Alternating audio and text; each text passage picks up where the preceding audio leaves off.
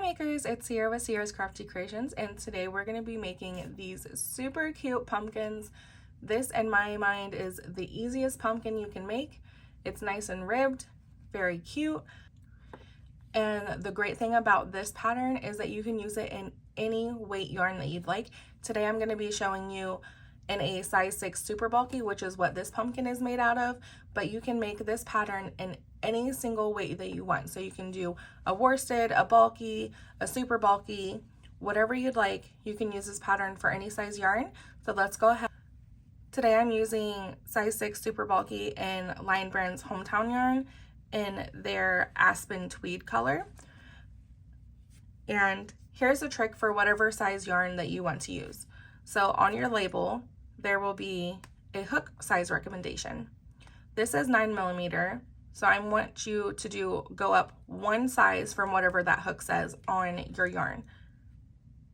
So this is a 9mm, so I'm going to be using a 10mm today to create my pumpkin. So if you're using a size 4 worsted weight, it might say to use a 5mm crochet hook. I want you to use a 6mm crochet hook. So go ahead and follow that for whatever size yarn that you want. Just take a look at the label and go up one hook size and you'll be good to go. This is my 10mm crochet hook that I'll be using today.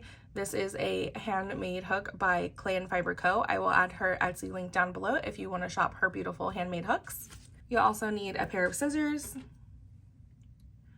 a yarn needle, and for the stem, you can use something like a dowel rod, a wooden dowel rod, or like I did here, you can use a stick, and you can even use cinnamon sticks. So I bought this from Walmart, this big old box. They all come in like different sizes. Some are really thick, some are kind of small, so these would be great. So cinnamon sticks have been popular for putting on top of pumpkins, so we have that option.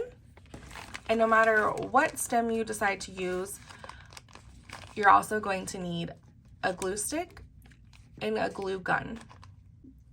You're also going to need some polyfill. Now, depending on the size of pumpkin that you make will depend on the polyfill that you need. So just keep that in mind for your medium-sized pumpkin that we're making in today's video. We're probably going to need about 2 handfuls of polyfill to fill our pumpkin. So grab as much polyfill as you need for the pumpkins that you want to make. All right, so grab your yarn and the hook that you'd like to use to make your pumpkins, and we'll go ahead and get started. You can make these pumpkins as big or as small as you'd like. The starting chain is going to create how tall your pumpkin is. So our starting chain is going to create this size here, and each row that we do is going to complete that. So if you want a very big pumpkin, you're going to want a pretty big starting chain.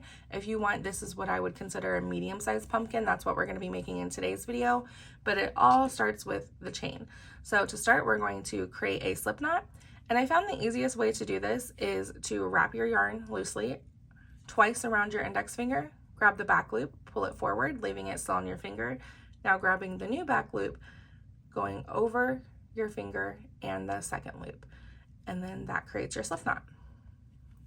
And like I said, I'm going to be creating a medium pumpkin today. So I'm going to chain 18 with my size 6 super bulky yarn and my 10mm crochet hook. To chain, you're going to grab your yarn around your hook and pull it through the loop already on your hook. So that's your chain 1. Grab your yarn, pull through that loop. 2, grab your yarn, pull through. 3, and you're going to do this until you reach the height of the pumpkin that you want. Just keep in mind, when we cinch this close at the top, it is going to shrink it a little bit. So as you can see at the bottom and the top, we have to close this. So it does shrink it a little bit. So you want to keep that in mind when creating your chain. So I'm chaining 18 for my pumpkin, and that is going to turn out about this size, which is, I'll put my fist next to it so you can kind of see the sizing there. And so go ahead and keep doing that until you have the chain that you want. So I have my chain 18.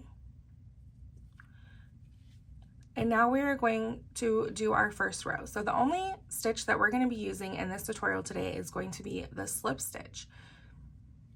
So I'm going to take my hook, going into the second chain from our hook. So here's our first chain.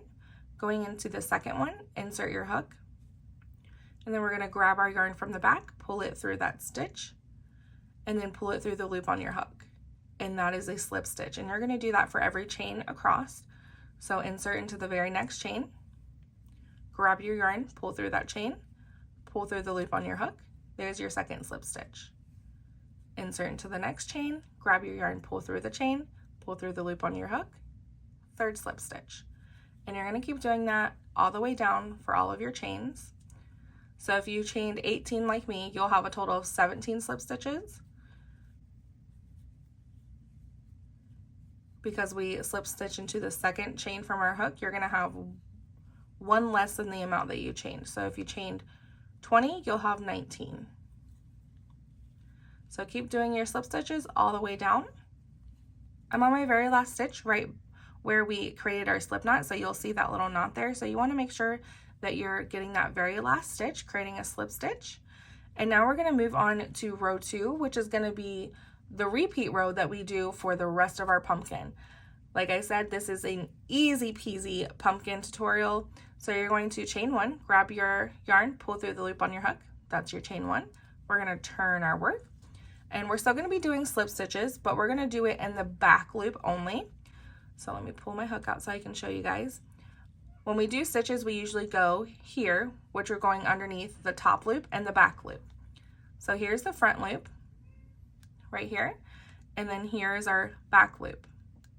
So you're going to insert your hook in the back loop only, so this loop here, put your crochet hook through the back loop only, grab your yarn, pull through the back loop, pull through the loop on your hook, and that's your slip stitch in the back loop only. So again, here's our front loop here, and here's our back loop. Grab your yarn, pull through the back loop, pull through the loop on your hook. And you're going to keep doing that back loop only all the way down, creating slip stitches in the back loop only. All right, and I've come up to my very last stitch, back loop only, create my slip stitch, and now I've completed row 2.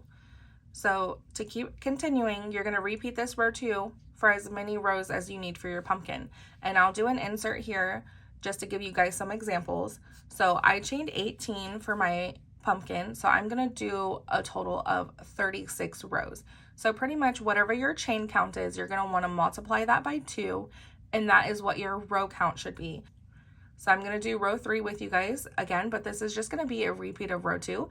You're going to chain 1, turn your work, and we're going to be working in the back loop only.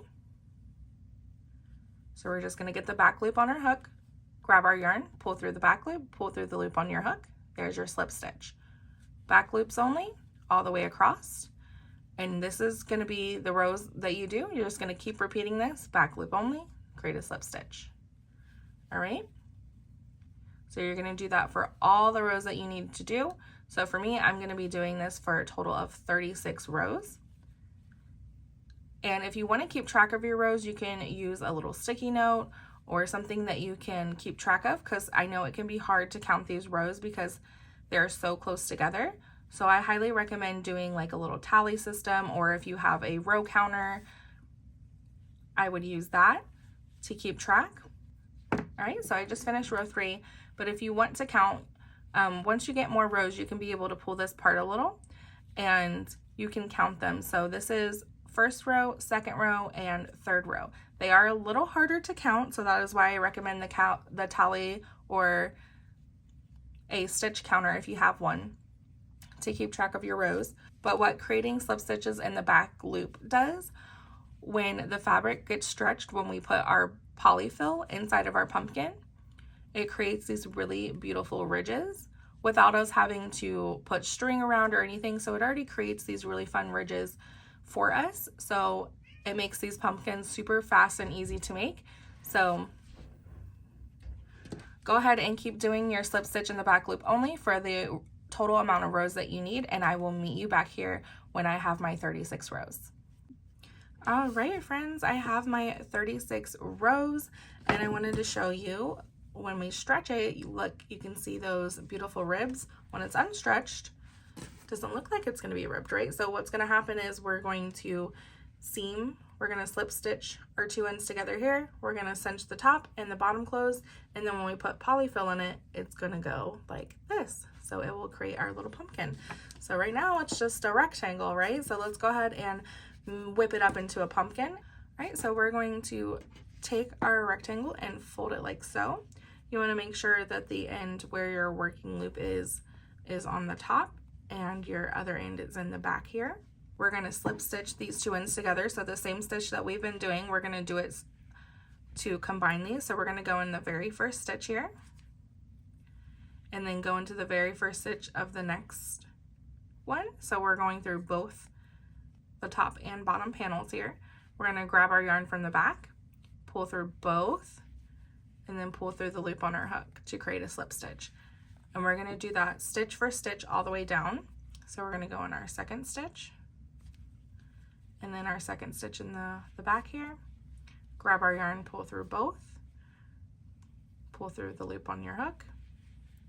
So you just want to make sure that you're lining it up as best as you can, going stitch through stitch and creating your slip stitch.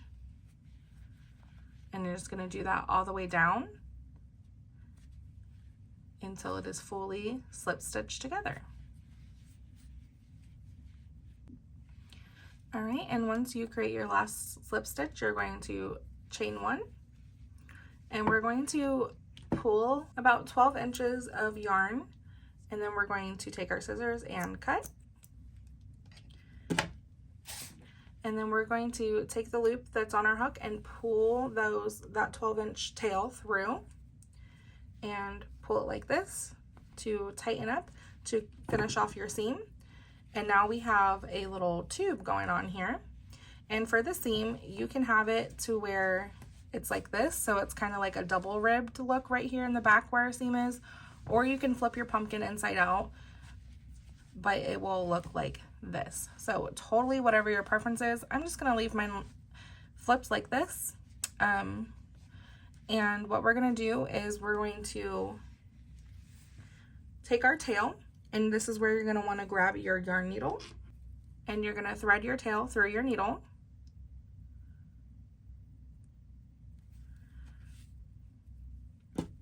And now we're gonna close up the top. This is gonna be our top because this is where our yarn is. So we're going to weave in and out.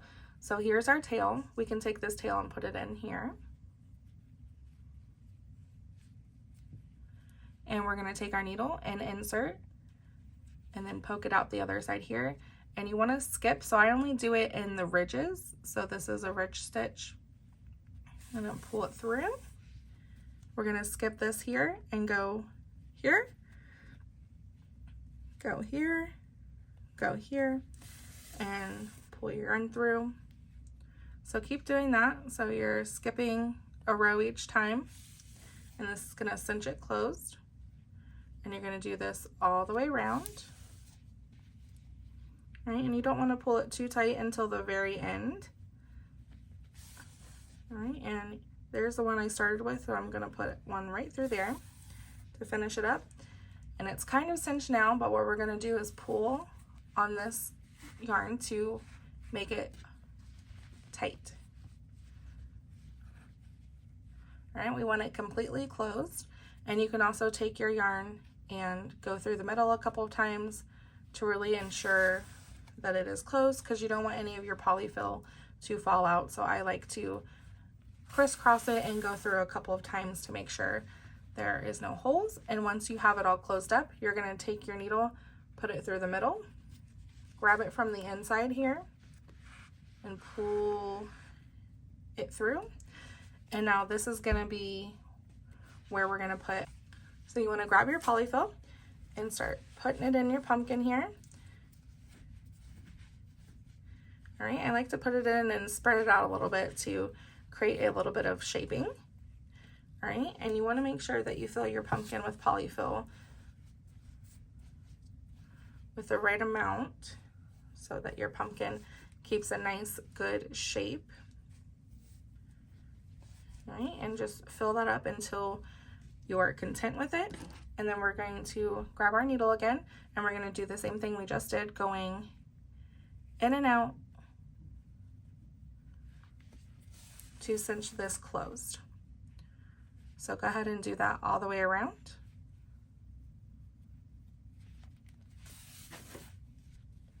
And you're going to be pushing your polyfill down with your other hand as you go around because you don't want your polyfill peeking out the top. So I like to just hold it down as I'm going around. All right, and I'm coming to the beginning. All right, and now I'm going to pull the tail to cinch that closed. And you can squish your pumpkin around to get that polyfill right where you want it. And then again, I like to go through the top just to secure the closure here. All right, and what I like to do is create a knot here at the top to secure it. Get it as close as you can, and then I'm gonna cut some of this excess off.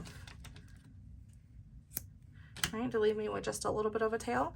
And then I'm gonna take this and push it through my pumpkin to hide it on the inside of my pumpkin. Just pull it through. Pull it taut, cut it, and then when you release, it's hidden inside your pumpkin. So now your pumpkin is stuffed and seamed up. So the last part that we're gonna do is put the stem on. So choose whatever stem that you'd like, whether that's a wooden dowel, a stick, or a cinnamon stick. Today I'm gonna be doing a cinnamon stick. So I'm gonna open up my cinnamon sticks here, and I'm gonna find one that I like. Here's some different thickness ones. All right, so here's a couple different sizes. And then I'm gonna take my pumpkin, see which one I like here. And you can also cut these down too if they are too tall. Some people like to put them before they seam them up, so it's just sticking out a little bit. You can do whatever your preference is. I think I'm gonna choose this thicker one. All right, I use my big pair of scissors and just cut the cinnamon stick in half. You do have to apply a good amount of pressure, but they split in half, and I think this is the perfect height for these little pumpkins.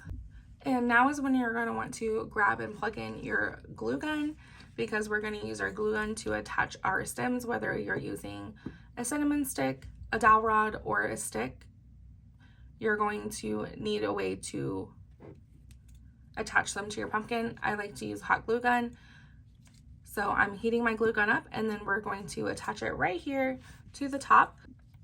All right, and you don't need a lot of glue.